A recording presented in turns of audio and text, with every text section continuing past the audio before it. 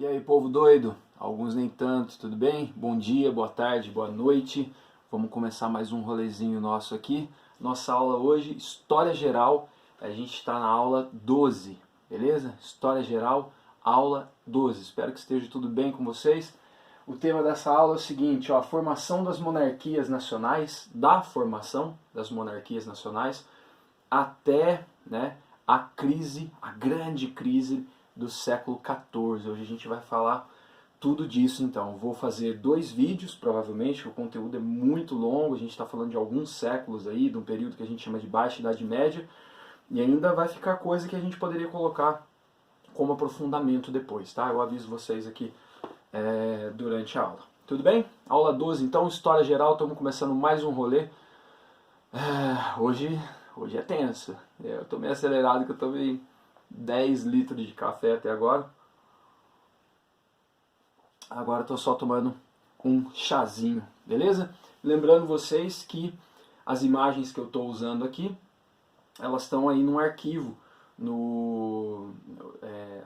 tem o link do vídeo, né? E tem um arquivo também com essas imagens aí para vocês no plural. Beleza, rapaziada? Bora trabalhar então, que a gente tem muita coisa para fazer hoje. Ó, já tô com olheira já. Tem muita coisa para fazer hoje, beleza?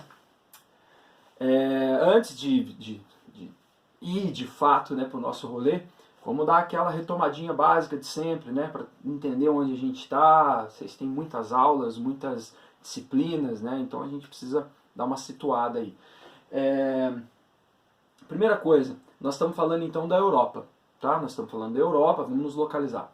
Continente europeu, especificamente a Europa Ocidental. Basicamente a gente está falando ali da França, da Inglaterra, a Itália, a Península Ibérica e um pedaço do que vem a ser depois ali a Alemanha, a Áustria e tal. Nós estamos falando dessa Europa Ocidental, ok?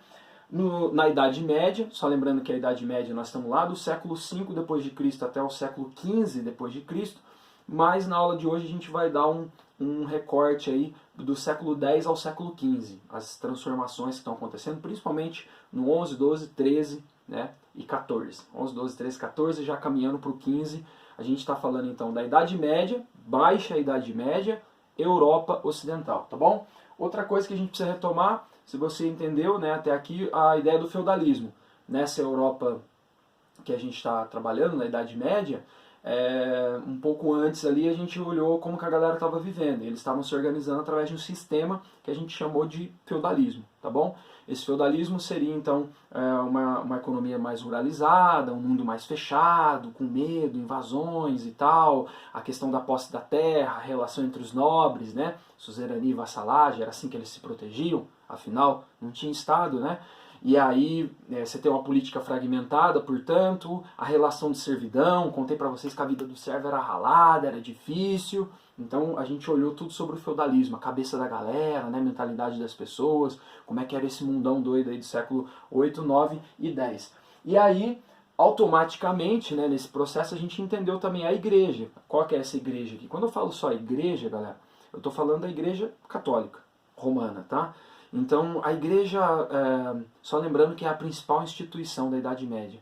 Tem terra, tem arrecadação, tem poder, guia a mentalidade da galera, tem o monopólio do cristianismo, não tem outra forma de ser cristão na Europa, só a igreja católica, beleza? Então, a igreja católica é importante para a gente entender o desenrolar da aula de hoje também.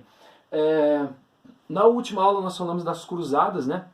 Grandes expedições europeias rumo à Terra Santa, rumo ao Oriente, né, para salvar a Terra Santa ou tomar a Terra Santa dos infiéis, né, os muçulmanos, os turcos seljúcidas e tal.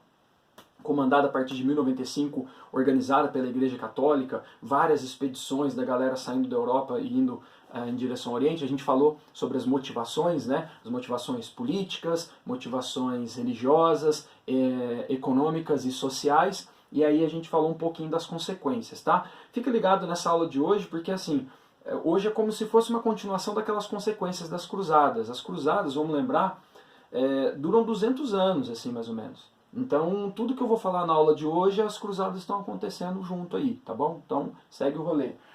E eu coloquei por último ali o mundo, ó, pra gente não esquecer que nós estamos falando da Europa.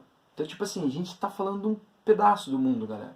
Tem outras coisas rolando, daqui a pouco a gente vai ver o que está acontecendo na América, daqui a pouco a gente vai ver coisas fantásticas acontecendo na África, tem o Oriente Médio, tem a Ásia mais distante. Então, tipo assim, tem muita coisa rolando no mundo, a Europa é uma das, né, coisas que estão acontecendo, um dos lugares, um dos processos que a gente está analisando. É verdade, nossa história é muito eurocêntrica, né, o nosso recorte e tal, mas a gente está aqui esperto, a gente está quebrando algumas ideias desse eurocentrismo aí, que são importantes, beleza? Então, acho importante a gente fazer essa retomada aqui, né, para a gente poder saber onde a gente está. Então, César, o feudalismo vai entrar em crise agora, nós vamos entender esse processo aí do decorrer da história, ok?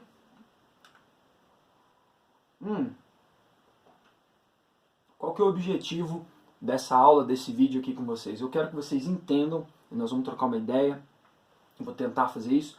Eu quero que vocês entendam as grandes transformações dessa sociedade feudal, principalmente a partir do século XI e XII. A gente vai entender essas grandes transformações dessa sociedade europeia, medieval e feudal. Para isso eu vou dividir aqui o nosso papo em 5 partes, 5 passos, vamos dizer assim, né? Primeiro a gente vai falar das inovações agrícolas. Isso é muito importante para a gente entender como é que os caras produziam comida, se estava sobrando, se estava faltando, o que está acontecendo, tá? Depois a gente vai falar do tal do renascimento comercial. O que é isso? Burguesia, como é que ela se organiza, como é que é a questão da moeda, como que o comércio está se organizando, como é que as atividades estão se organizando aqui nesse renascimento comercial, né? A atividade comercial está voltando com muita força, a gente tem que olhar alguns detalhes.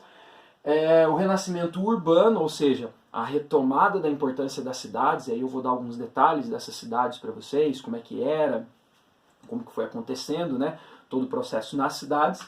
E depois a gente fala da grande crise. Vocês estão achando que o mundo de hoje está em crise, é que vocês não viram o século XIV, mano. A grande crise do século XIV, e aí tem guerra, tem fome, tem peste, tiro, porrada, bomba, já tinha tiro já. Mano, é foda, o século XIV é foda, a gente vai falar dele também, porque como diria um amigo meu, é um rebosteio o século XIV. Tiroteio fashion. E aí nós temos as formações, né, das monarquias nacionais ou monarquias centralizadas. Os dois jeitos aí tá ok, tá? O surgimento do Estado. O Estado moderno, né? Aquele arranjo que vai fazer surgir um Estado ali com um monarca muito poderoso e tal.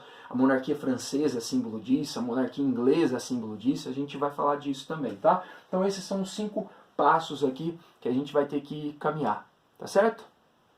A imagem dessa... Isso aqui é como se fosse o meu quadro lá com vocês. Agora eu vou abrir os detalhes, tá bom? Lá se foram 8 minutos e quase não começou o rolê ainda. Tudo bem, dá tempo. Primeiro ponto, primeiro passo.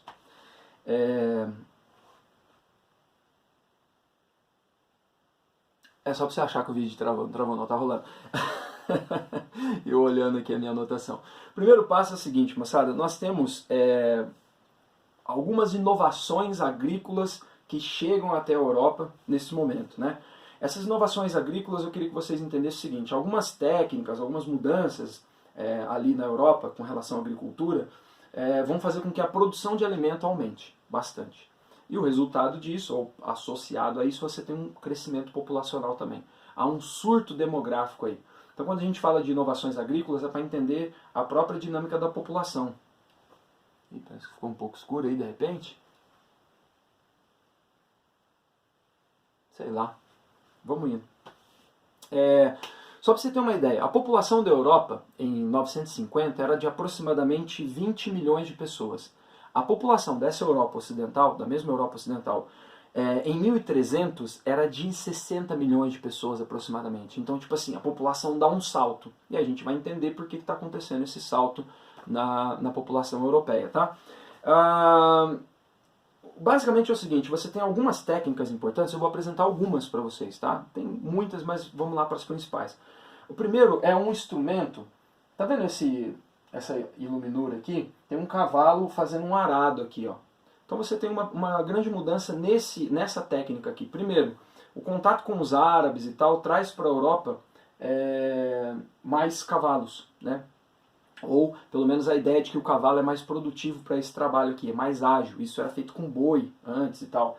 Só que aqui atrás, ó, esse negócio que vai na terra, arar a terra, para quem não sabe, é tipo você cavucar a terra, você revirar a terra, porque você deixa ela mais fofinha, revira os nutrientes dela, e aí você planta, e essa plantação tem um resultado melhor. Então quando você ara a terra, você prepara a terra. Como esse instrumento aqui antes era um instrumento de madeira, chamava charrua. Então era uma madeira assim que com a ponta que fincava na terra, e aí um boi vai puxando essa ferramenta aqui, né, tá amarrada nele, e aí isso vai fincando na terra e vai revirando a terra, vai arando a terra. Com o tempo, né, isso eles aprenderam com os árabes, lá no Oriente com as cruzadas, tá? Eles vão sacar o seguinte, o cavalo sendo usado para esse trabalho, e aqui, nesse objeto, você tendo pontas de metal, você teria um resultado melhor.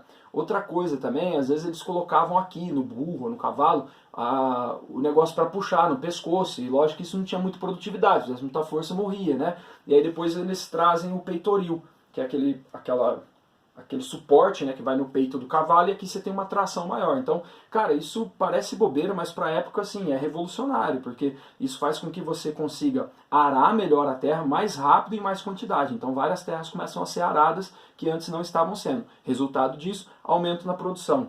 Outra coisa que você tem, já há relatos nessa época de que os europeus começaram a fazer seleção dos grãos, começaram a selecionar os grãos, os melhores grãos para plantar nas próximas plantações, né, e ter uma colheita melhor a partir disso também. Além disso, você tem um moinho movido a água, são várias inovações aí que vão melhorando a forma como eles lidam com a terra, e o resultado prático disso é um aumento na produção de comida. Tem também, se a gente quiser citar, a questão da rotação dos solos. Então, eles começam a mudar as culturas, né? Então, num determinado solo, um ano você planta beterraba, depois você planta batata, depois você deixa o gado pastar, e aí você vai girando essa agricultura, você faz uma rotatividade ali, aumenta a produção do solo, já que você não desgasta ele. Vamos lembrar que nós estamos ali no século XI, XII, XIII, as técnicas, os conhecimentos ainda não são da forma como a gente conhece hoje.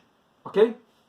Então, nessas inovações agrícolas, já guarda um assunto para o futuro aí, que é o seguinte: como você consegue arar mais terra e plantar em mais terras, tem um surto nessa expansão agrícola também.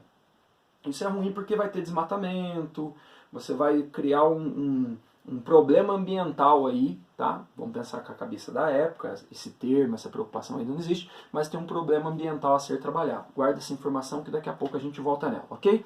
Resumindo, você tem novas técnicas, você tem mais produção e existe um surto demográfico na Europa. A população está crescendo, a população está aumentando bastante, ok? Beleza. Segundo ponto aqui, ó, segundo passo, né? O tal do renascimento comercial. Como é que era isso, então? Então imagine o seguinte, com uma produção cada vez maior, você passa a produzir não só o que você precisa para subsistir, igual era na economia feudal. Você pode ter uma produção que gera um excedente, e esse excedente vai ser vendido. Se você tem venda, você tem comércio. Então, aos poucos, essa produção vai alimentando o comércio, vai alimentando essas vendas, né? E lógico que com tudo isso você tem uma dinâmica populacional que vai exigindo outros produtos, outras ferramentas, roupas, e o artesanato começa a aparecer também. Então, esse renascimento comercial ele tem a ver com a produção de alimentos e com o artesanato.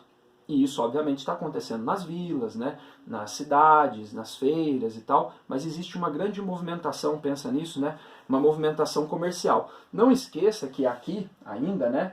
Nesse segundo passo, além de você ter o artesanato, o comércio, vários pontos de troca e venda, isso tem a ver, não esqueçam, com aquele movimento das cruzadas. O contato com o Oriente, produtos chegando, várias rotas entrando ali na Europa, principalmente pelas cidades italianas, atravessando o continente, indo até o norte lá da Europa, né? E você tem vários pontos comerciais importantes. As cruzadas estão acontecendo ao mesmo tempo que eu estou explicando isso aqui para vocês. Então tudo faz parte do mesmo processo aí, né? Essa abertura do Mediterrâneo, o contato lá com o Oriente. Lembra que eu falei que essa aula é como se fosse uma continuação daquela das cruzadas? Aliás, tudo em história é continuação, né? Então é isso. Essas rotas, essas feiras. E olha que interessante. Eu coloquei uma imagem aqui para vocês porque vai surgir um novo grupo aí. Nessas rotas e feiras, ou seja, você tem uma rota comercial que traz peixe de um lugar, você tem uma rota comercial que traz tempero do outro, aí você tem uma rota comercial que traz alimentos legumes e frutas de um outro lugar. Existe um ponto de encontro aí. Normalmente isso vai acontecendo num lugar que a gente chama de burgos, tá? Como se fosse uma encruzilhada, assim, e ali vai acontecendo uma atividade urbana, né? Uma cidade, uma vila e tal, para comportar essas rotas comerciais e essas feiras que acontecem. Desses burgos vai surgir um novo grupo. Por quê? Antes você tinha lá o clero, a nobreza, né? E os servos, os camponeses. Agora você tem uma galera que pode se dedicar ao artesanato, à compra e venda de produtos, a prestar pequenos serviços nessas aglomerações, né, urbanas e tal. Esse novo grupo, por conta de surgir nos burgos, a gente vai dar o nome de burguesia. Fique esperto com esse grupo, porque esses aí, ó, daqui pra frente a gente vai falar muito deles. Daqui a pouco eles vão tocar o terror nessa sociedade aí. Mas a burguesia, essa burguesia aqui, não pensa na burguesia do conceito do século XIX, não. Uma burguesia tipo pé no chão, uma burguesia pé descalço, sabe? Tipo assim, os caras não correm ali, tentando, comprando, tentando sobreviver. Uma burguesia, assim, bem roots, bem raiz ainda, tá? Ela vai começar a se desenvolver e ganhar força nesse mundo.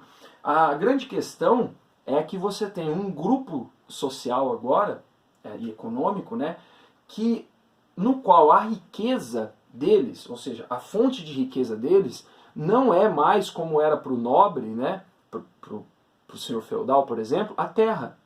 A fonte da riqueza da burguesia não está na terra. Ela vai começar a formar propriedade privada e tal, mas a fonte deles está no comércio, está no trabalho, está na mão de obra, está no artesanato, está nas oficinas de ofício, que eu vou falar daqui a pouco. Você tem atividade bancária, então, tipo assim, a riqueza, isso é uma novidade para a época, galera. A riqueza não está na terra, só na terra. Lógico que ter terra é importante, até hoje ter terra é importante. Mas você tem um novo grupo social aí, onde a fonte de riqueza, ou que está movimentando isso, não é mais a terra. Essa é uma novidade. Daqui a pouco isso aí vai dar BO. Essa burguesia que vai ganhando espaço, portanto, ela começa a se organizar. Ela vai se organizando, ela vai montando, por exemplo, assim, corporações de ofício. A corporação de ofício é um lugar de manufatura. É tipo uma fábrica, só que roots. Não põe fábrica não escreve fábrica. Mas é uma manufatura. É um lugar que você tem várias... Por exemplo, você tem um artesão, que ele domina algum ofício. Um sapateiro, uma pessoa que curte e faz utensílios lá com objetos de couro, ou carpintaria, sei lá. E aí você tem uma mini fábrica, né, uma corporação de ofício, que a gente chama, onde você tem ali o mestre artesão que, conforme a demanda vai aumentando, ele não consegue fazer tudo isso mais sozinho. E aí ele começa a contratar pessoas, trabalho assalariado. Estou falando um monte de novidade agora nesse raciocínio que a gente está vindo da Idade Média. Então agora você tem o cara que trabalha por jornada, o jornaleiro. Então eu te contrato, você vem 3 dias, eu te dou um valor, aí o cara recebe esse dinheiro, passa na feira, compra alguma coisa, movimenta o comércio, as coisas vão ficando mais dinâmicas, né? Aqui você tinha tipo uma fábrica funcionando. Você tem produção, você tem os ferreiros, os sapateiros, os costureiros, açougue. Aí ele mostra aqui a despensa, o tear, né, a cozinha, a parte aqui onde ficava o mestre artesão. Aí você tinha normalmente um lugar que já tinha barraquinha para vender aquilo que era feito nessa oficina. Aí você tem os aprendizes, que é o cara que vai entrar e vai aprender como é que funciona aquele ofício, aquele artesanato, né? E aí você tem uma galera que vai trabalhando então por salário, por dinheiro, por jornada. Isso é novidade para a época. Tudo bem? Outra forma que eles tinham de se organizar, essa burguesia, esses grupos de comerciantes e tal, eram formar, além das corporações de ofício, vocês vão ver lá no livro-texto, um nome chamado guildas. Guildas, G-U-I-L-D-A-S. Guildas são associações comerciais. São associações de comerciantes de um determinado segmento de uma cidade. A galera se junta para comprar, vender, se proteger, criar algumas regras entre eles, né? Sabe, até hoje na sua cidade não tem o tal aí da associação comercial? É tipo isso. São os comerciantes se organizando. Porque, lembra, não tem Estado ainda. Então os caras estão no perrengue ali, estão tentando se organizar entre eles. Estão tentando se proteger. Outra organização que eles têm, outro tipo de organização, chama Hansas. As Hansas eram as organizações das cidades comerciais. Então você poderia ter várias cidades que organizavam uma associação comercial entre essas cidades, né? Você montava pontos comerciais que se conectavam, conversavam e faziam acordos, né?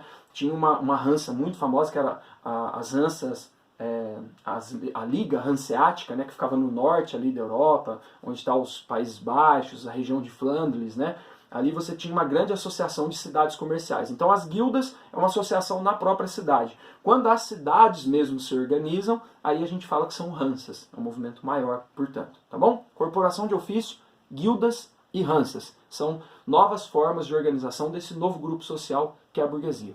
Tranquilo? Ok, mais novidade.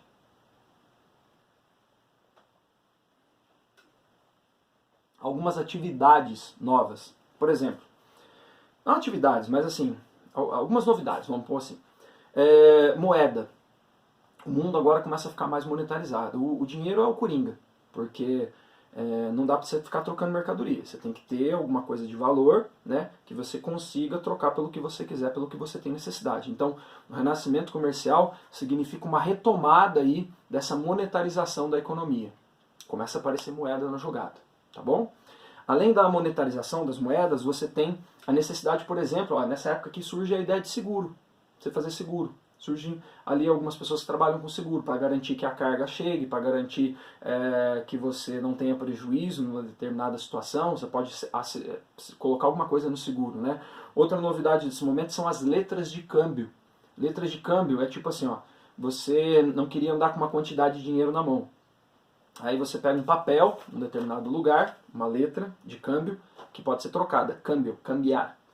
Aí você pega esse papel e você pode, você tem um valor determinado ali, aí você viaja, vai onde você tem que ir, quando você chega num outro lugar, se essa cidade for parceira, se tiver uma conexão e tal, você pode trocar esse papel, porque lá eles vão aceitar valendo dinheiro também. Você pega um papel, põe um valor nele, a outra pessoa entende que aquilo vale um dinheiro e paga. Hoje em dia se chama isso de cheque.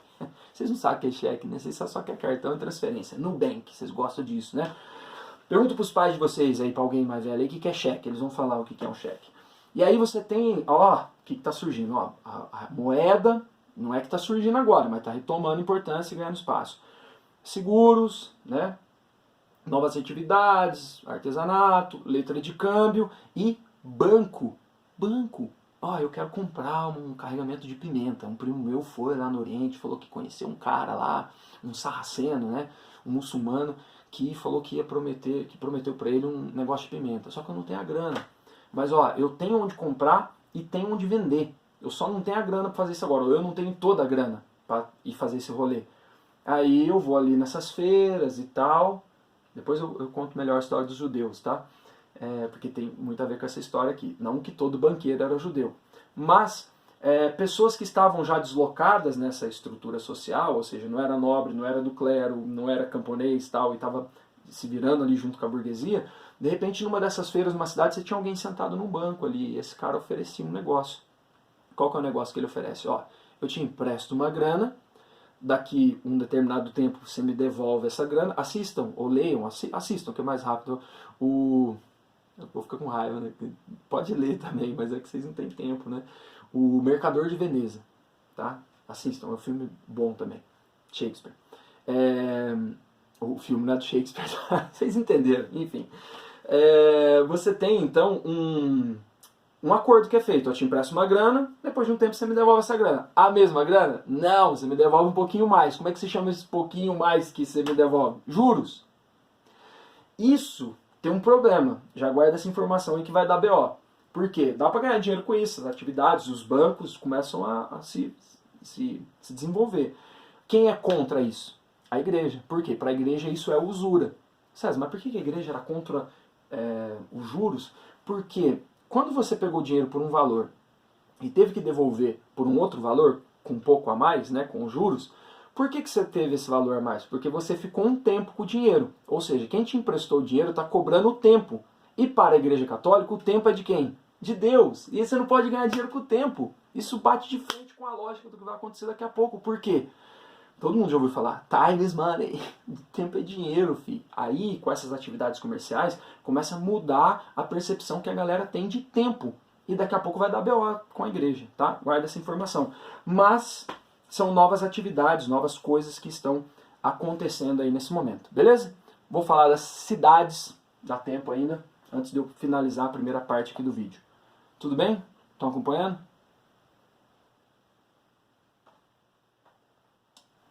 Muito bem.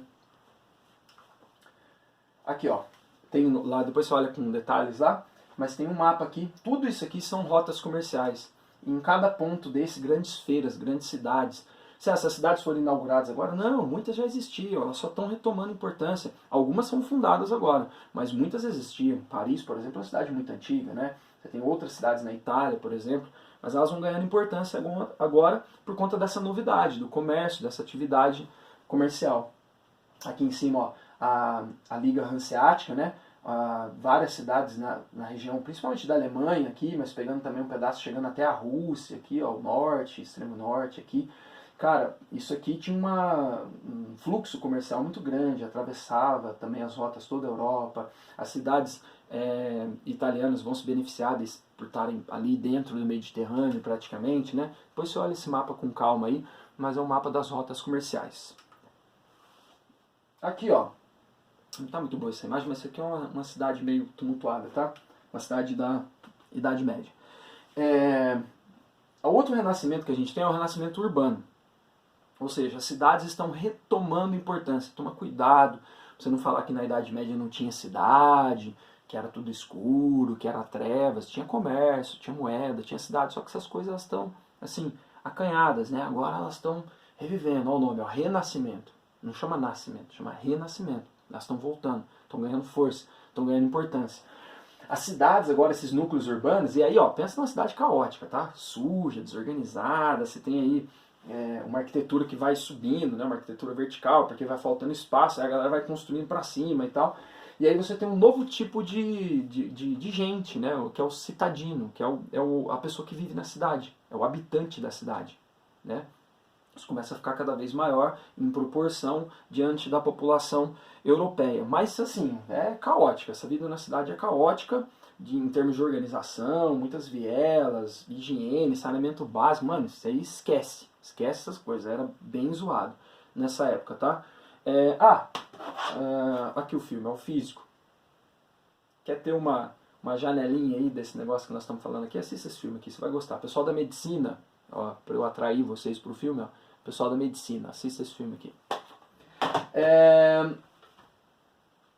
Tem uma expressão famosa que diz o seguinte, ó, o ar da cidade torna o homem livre.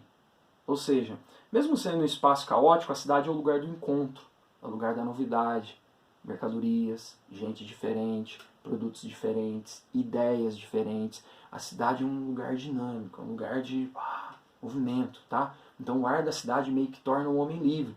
Porque daqui a pouco a galera vai começar a se revoltar, tem como se expressar, a arte, a escrita. A cidade é um lugar, é o espaço, lembra lá da história antiga, é o espaço público, é o espaço do debate. Daqui a pouco a gente vai retomando tudo isso para as cidades, portanto. Agora, essa galera que está na cidade, né, quem são essas pessoas que estão na cidade? Primeiro, você tem um aumento populacional grande, então tem uma galera que faz essa população da cidade crescer. Falei para vocês que a Europa parte aí no final do século X de 20 milhões de pessoas para 60. Então isso faz com que, nesse momento, as cidades também ganhem muita gente. Mas muita gente está vindo do campo. Então você tem um grande movimento aí de êxodo rural. É aquela galera que vai se libertando das relações feudais, né? Os feudos também não dão conta de alimentar todo mundo num determinado momento. Já já você vai entender essa crise da fome. E aí os senhores feudais ou vão libertando essas pessoas, liberando para que elas possam ir embora, pelo menos uma parte delas, ou elas vão se revoltando e vão saindo mesmo, porque a cidade agora ela é um lugar de atração. Ela atrai as pessoas, né? Ela aparece pelo menos como uma oportunidade. E até hoje é mais ou menos assim, né? E então você tem um grande movimento de êxodo rural. Não é grande, galera, assim, cuidado, tá, com o grande, porque não é grande igual hoje, assim, sabe? A população ainda vai ser a maior parte ruralizada e não urbanizada. Mas nesse momento aqui há um reavivamento aí das cidades, tá? Muito caótico esse movimento, mas existe. Caótico porque você tem um monte de gente deslocada, você tem gente com fome, a galera chega na cidade e não tem onde morar, e aí começa a passar necessidade, e aí você começa a ter problemas de violência, você tem um monte de gente deslocada nessa estrutura urbana, né? Não vai pensando que eu falo renascimento urbano é a cidade da Europa de hoje, que você vai passear lá, não, é totalmente diferente, é o caos, né? Então você tem um monte de gente deslocada nesse processo. Existe um movimento, então, falar aqui rapidamente, que nós já estamos terminando nosso vídeo, que é um movimento comunal, ou seja, vamos fazer o seguinte, para no movimento comunal, Eu vou dar um corte aqui e aí a gente começa no outro vídeo do movimento comunal, beleza? Obrigado!